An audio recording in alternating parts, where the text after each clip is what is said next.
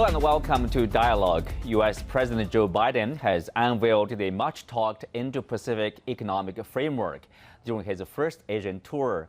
What is this new pact and how does it differ from previous and existing free trade agreements? Biden also caused a stir over U.S. policy on Taiwan. To discuss these issues and more, I'm glad to be joined by Dr. Zhao Hai, Research Fellow at the Chinese Academy of Social Sciences, Benoit Hardy-Chartrand, Adjunct Professor of Political Science and International Affairs at the Temple University, Japan, and Professor Robert Kelly from the Department of Political Science in Pusan National University. That's our topic. I'm Xu Qinduo.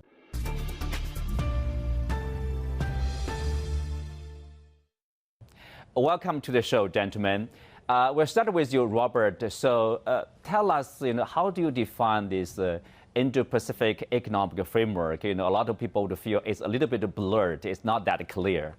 Yeah, that's right. I think it isn't actually clear. I mean, there was just some sort of commentary I was looking at on Twitter before we started. They were talking about how the negotiations over what it will be have yet to begun. So no one actually knows really what it is. I mean, I think it's sort of a replacement for the Trans-Pacific Partnership, which, has had sort of tepid support in the United States. And then Donald Trump, of course, sunk it and never really came back, in part because Biden's own coalition, which includes labor in the United States, is not so keen on this, right? But I think the Biden people are aware that the pivot to Asia, or the American turn to Asia, or whatever we want to call it, feels sort of incomplete if it's only about moving U.S. aircraft carriers and soldiers here and whatever, and that there should be a sort of more cultural or social or economic component, something to sort of undergird it, so it doesn't just come off as containment of China.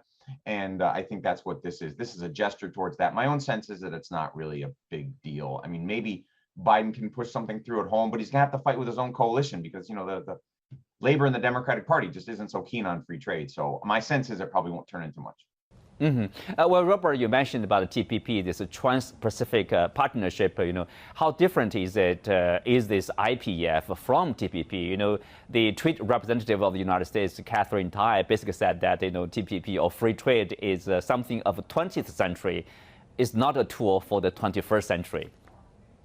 Yeah, I think this is really sort of rhetoric at this point. My sense is that the current framework, the big issue for Asian economies is advanced market access to the United States, which really isn't yet on the table. I think that will mean things like tariffs, for example, on South Korean cars, for example. So I believe, if I recall correctly, certain weights of trucks from South Korea cannot be imported into the United States.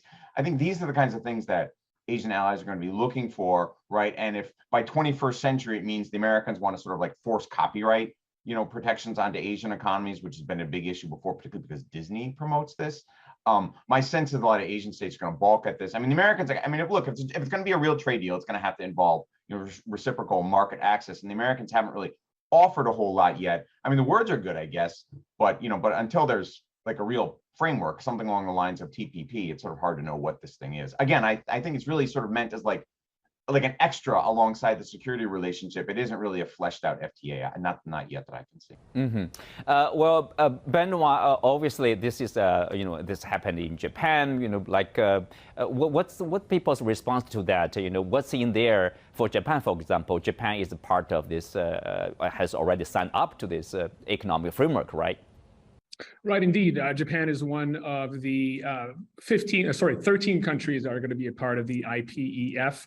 But as Robert just said, it's really hard to tell how different members of this new agreement are going to benefit. We're really going to know that within the next 12 to 18 months when these negotiations are meant to be concluded. But regardless of what actually transpires at the end of these negotiations, for Japan is just one other way to ensure greater participation of the United States in this region. Japan obviously wants its partners, not only the United States, but also other external partners, including the European Union, to play a greater role in the region. So this new agreement, which, as Robert said, is simply something that adds on to the greater security participation of the United States, is one way for the U.S. to signify its commitment to the region. So for Japan, it is something that is quite welcome, despite the fact that, as previously mentioned, this is not something that we're going to really know what kind of consequences it has until another year or a year and a half.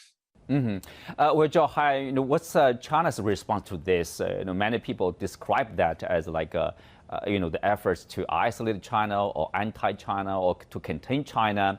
More U.S. engagement, in particular in the economic area, I mean, should be welcomed. I think China also welcomed probably more U.S. presence, at least economically, right?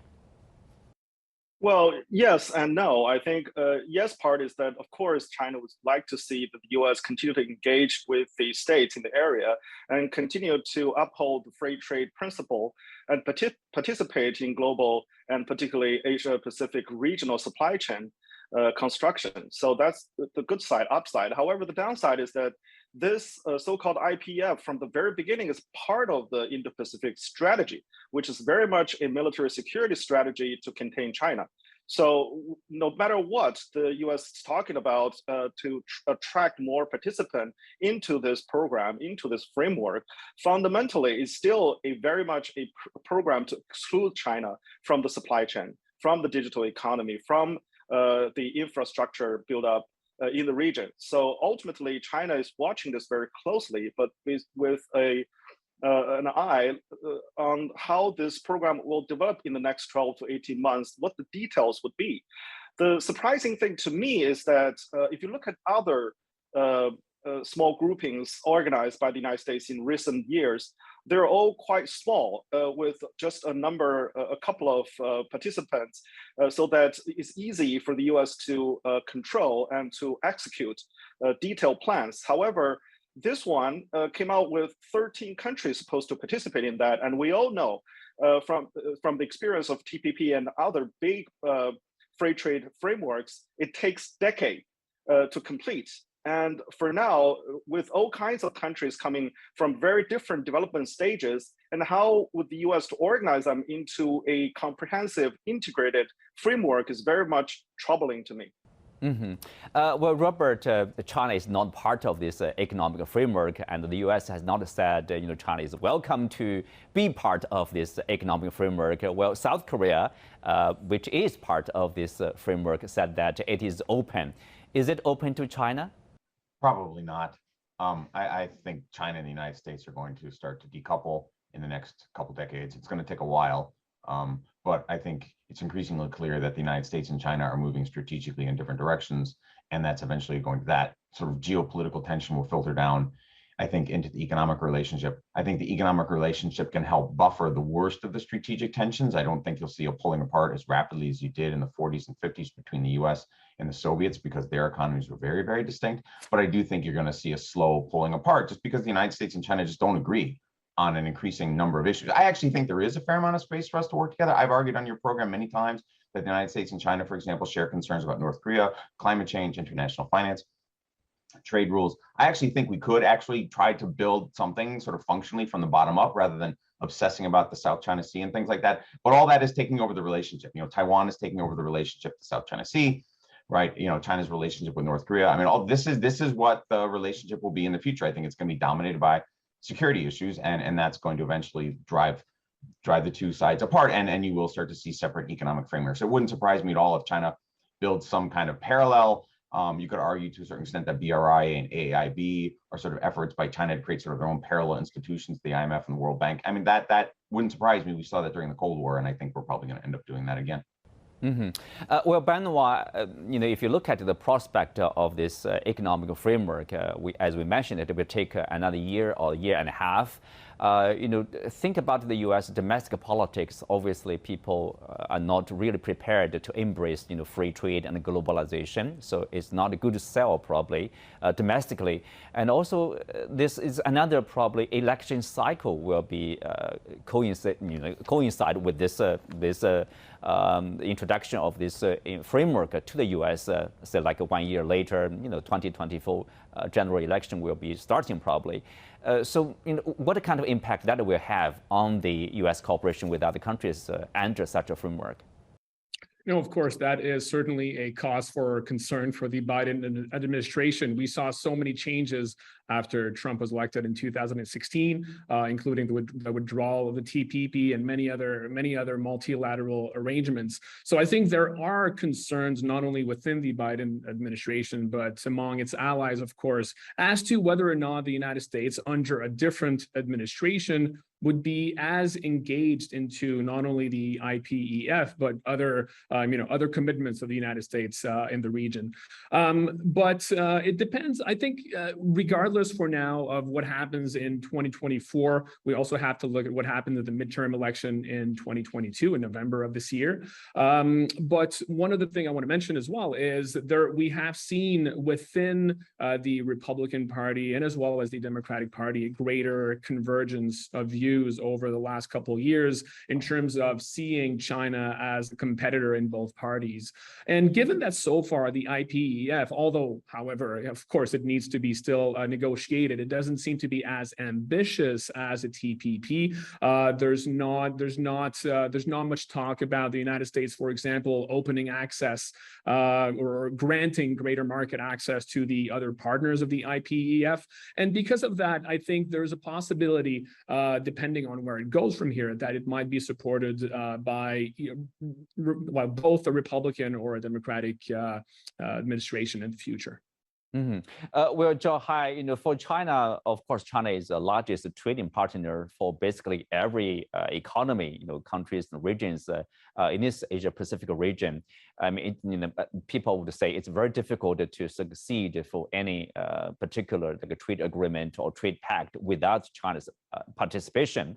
And also, what's China's response? Like, China is applying to join this CPTPP or the latest new version of TPP. Is that the best response, to this economic framework? Yes, I think China will continue to be the supporter of more globalization, more integration of regional and global economy. However, as you can see that from the domestic economic and political side, the US is actually withdrawing from that process and no longer providing public goods to support that process. So that's the problem. And that's why fundamentally IPF will have a self-contradiction, because the US is not willing to provide more market access and reduce the tariffs or other barriers to other Southeast Asia countries or even Japan and South Korea. So I think there's so much domestic resistance, it's almost impossible. I want to emphasize, though, that China welcomed the US to participate in BRI, to be part of AIIB. However, the US want veto power, and they always wanted control, to dominate. And in this case, and particularly with China's growing influence in the region, the US is losing control of the rulemaking player role. So that's their number one concern. And that's, you can see that from the IPEF. The US intention is to become or retain the role of rulemaking, particularly digital trade and digital economy rulemaking in the region. And that's why they're promoting this very hard by integrating countries like Japan, South Korea, India into this small circle, that they can integrate supply chains, particularly high-tech supply chains, semiconductors, together to exclude China. And the countries that want to participate, again, into IPEF is not actually thinking about getting access to US market, but more of getting supply chains moving out of China, moving into those countries, and those countries are willing to or wanted to benefit from that move. Well, Zhao Hai, also a follow-up question here.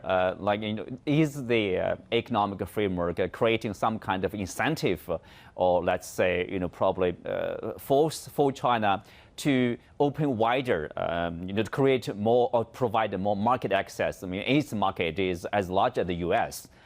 So that's very, very attractive, I would say, to Southeast Asian nations, to Japan, to South Korea. In that way, basically, there's a regional integration. And, even with US efforts, it's very difficult to create a fault line, for example, between China and other partners here. Yeah, I think, China experiencing temporary difficulties. However, I think if you look at the long run, China's direction is very clear, which is to open up the door wider and reform itself continuously. So I think for that, in that respect, that's why China is actively applying to join CPTPP, which is a very high standard free trade agreement. But again, with the US pressure, you can see that because China is still climbing the value chain and on very top high-tech supply chain, China still has a very small share. And that's why in terms of regional integration, China has a better role or better standing in middle to lower sort of product supply chain integration. However, on the more advanced products like airplanes, like semiconductors, like many advanced technologies, China is still lagging behind and still has a long way to go. Well, Zhao Hai, obviously, China is very worrying whether the U.S. is changing its policy, its one-China policy. Basically, if you look at the update, let's say, on their website of this the State Department, basically, there's missing content. For example, like one-China policy, Taiwan is part of China, and the U.S. Gives no support for the Taiwan independence. How worrisome is the Chinese side? Well, I think, of course, not only China, but also regional players, even globally, people are very worried because this could easily start a conflict, a military armed conflict between the two nuclear armed countries in the Pacific, in the West Pacific. It's going to have global impact and it's not looking good. And currently we're sliding the ladder into more and more conflict. And just recently, China had a military exercise in the southeast part of Taiwan. And at the same time, the US sent 2 aircraft carrier striker groups to the north and south of Chinese group. So if you have so many airplanes, warships in the same region and flying close to each other, you can't avoid a possibility that they randomly go into conflict. Again, rhetoric matters. And the United States side, of course, always do this 2 steps forward and 1 step back sort of game. On the one side, they keep saying they're following this one China policy. But on the other side, they're carving off one part after another. This is kind of like a sausage slicing technique, trying to hollow up this one China policy. So that's what China is very much concerned, because that will encourage on the Taiwan Island pro-independence forces, and they would risk or try to do some adventurous activities, and that will lead us unavoidably into conflict, into a calamity. And that's what we're trying to very much, almost every effort trying to avoid. Mm-hmm. Benoit, obviously, of course, Taiwan welcomed the U.S. remark, like the commitment to Taiwan. The thing is, like as Zhao Hai said, is there a danger, is there a risk that the separate political forces in Taiwan, for example, say, you know what, we have the U.S. with us, so we basically can do what we want to do, and then that might create a huge risk and something that China will never accept. Taiwan is part of China. If Taiwan declares independence, probably there's little China can do but take forceful measures, and that will bring China and the U.S. face to face, confronting each other. That's the danger, right? Right, of course. And I do completely understand the concerns that you are voicing. But I think in the short term, it really doesn't change that much when it comes to the Taiwan issue. It was about the 3rd time that he expressed something that was a departure from the strategic ambiguity line, but there has been no official change, at least in the U.S. Position. And other members of the administration have, in each time, have walked back and attempted at least to walk back and reassure China that there was not a change in the American administration. When it comes to separatist forces that you mentioned in Taiwan, I don't think this changes anything yet, again, in the short term, because when it comes to, for example, Tsai Ing-wen, even if she has adopted, since being elected for the first time in 2016, even though she has adopted a strong position, she has not expressed any desire for formal independence. And also, let's remember that if we look at all surveys within Taiwanese society, within the Taiwanese population, they show very clearly that the vast majority of Taiwanese people desire the status quo and not any kind of move towards formal independence. So that's why I think that despite the fact that these statements by Biden, of course, do raise eyebrows and do, of course, increase the concerns that you just voiced, in the short term, I don't think it changes anything or necessarily directly embolden these forces in Taiwan, given the prevailing mood within Taiwan. Well, Robert, it's reassuring to hear what Benoit has said. At least in short term, that should be okay. And obviously, both the U.S. and China and countries in this region, they seek peace and stability because chaos or war is in nobody's interest in this region. But the thing is, given what previous statement, I think last year or earlier this year, a senior official from the Pentagon basically giving a hearing in the Senate saying, in any case, even a peaceful reunification between the mainland and Taiwan, the U.S. will not be supportive of that because Taiwan is critical in terms of interest to the U.S. Yeah, I have to admit I hadn't seen that remark. I would actually be fairly surprised if an American official actually opposed Taiwanese voluntary unification with Taiwan. That said, I think that's highly unlikely. As Dr. Chartrand mentioned, there's a fair amount of polling data at this point that the Taiwanese are pretty happy with what they are. I've sort of done think tank sort of stuff in Taiwan, been at conferences. I don't get the sense at all from the Taiwanese security community, at least to my limited interaction with them, that they want to pursue a suicide course. They know that the Chinese take this really seriously. Everybody does, right? Everybody knows the Chinese are going to fight. And I think the Taiwanese realize that. I would be pretty surprised. Again, I think that what's really going on is back in Washington, where the value of strategic ambiguity is just fading away. I think that's the big takeaway from the remark, is that the Biden people just don't feel like there's that much to be gotten anymore by placating Chinese beliefs on this issue anymore, right? That increasingly it just doesn't make any difference because the Americans and Chinese are going in a different direction. And that's what really worries me. And that's why, like I said before, I'd encourage sort of both sides sort of avoid this kind of war of words on Taiwan, where everybody stakes out there, everybody puts up their flag and it turns into a great big contest of sort of machismo and whose military is bigger. That's how World War I started. Right. And we all need to kind of step back from this, in part because the Taiwanese don't actually want this conflict. But my sense is that status quo is actually fairly sustainable, right? That the Chinese can just sort of leave it alone and the Taiwanese keep their head down and we can actually sort of move on and do other things. Well, Zhao Hai, obviously neither side wants to have a confrontation, especially between China and the U.S., two nuclear powers here we're talking about. And also, stability and peace in this region is important to China for long-term economic development, important to Japan, to South Korea, to, ASEAN countries, to the U.S. too. But again, Taiwan is part of China. There's very little for China to step back from, say, giving up a probably claim or, say, oh, we are abandoning the last resort to force if there's declaration of independence in Taiwan. So what can we do right now between China and the United States, concerning Taiwan here?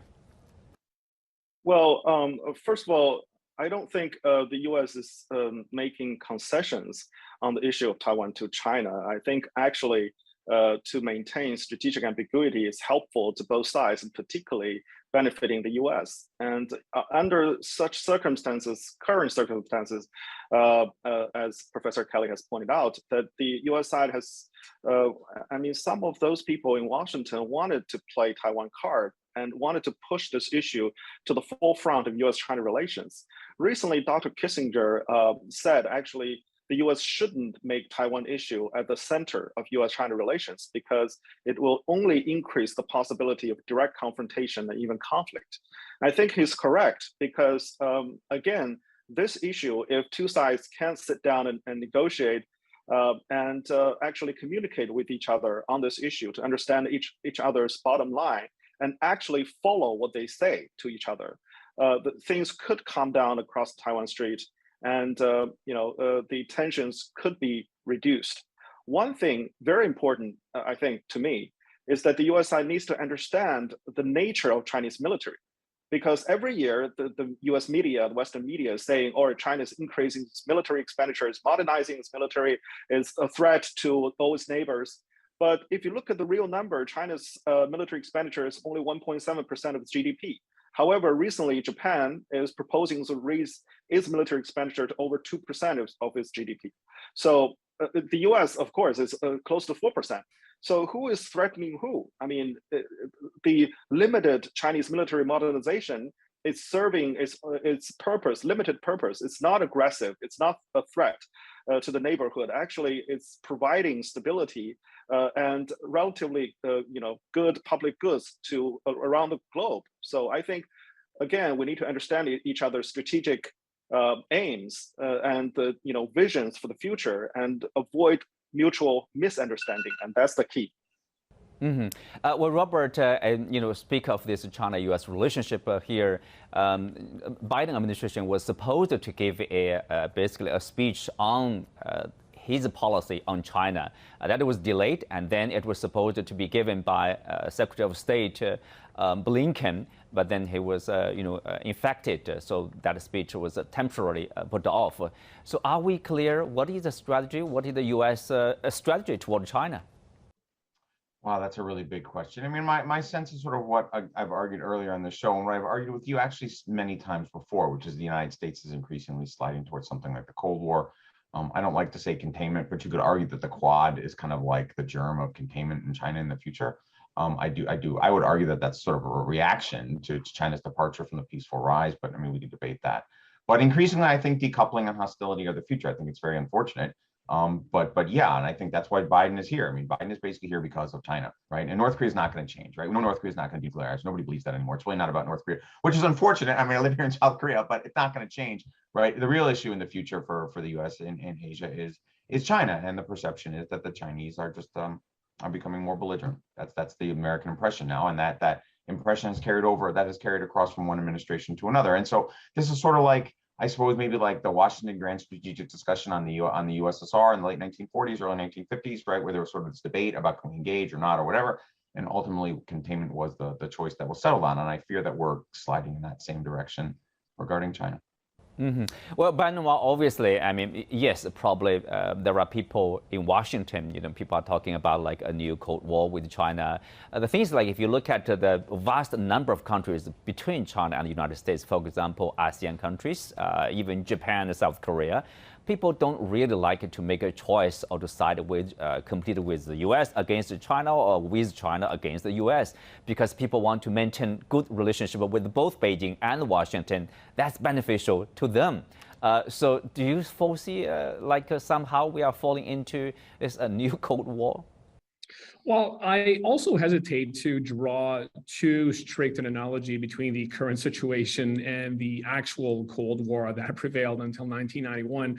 And there are various reasons for this, for my analysis. One of them is there are way many more links that bring China and the United States together. Although, of course, like Dr. Kelly was saying, we are seeing more and more of an inclination to decouple, I think, on both sides. But I'm glad that you mentioned Southeast Asia, because Southeast Asia, I think is a good barometer for this idea of a Cold War. And certainly none of these countries in the region want to be forced to choose to pick a side. They want to be able to benefit from a healthy, stable region, healthy relationship between the two giants. And that's very clear from what every single leader in ASEAN, for example, if you look at surveys as well of the elites of the region's yearly surveys, it shows very clearly that there's no appetite for that kind of destabilizing competition, because of course, if this keeps going in this current direction, they are only going to be suffering the consequences of that kind of geopolitical direction. Well, with that, we come to the end of today's show. Many thanks to our guests. You can also find us on the CGTN app on YouTube. I'm Xu Qinduo. Thanks for being with us. See you next time.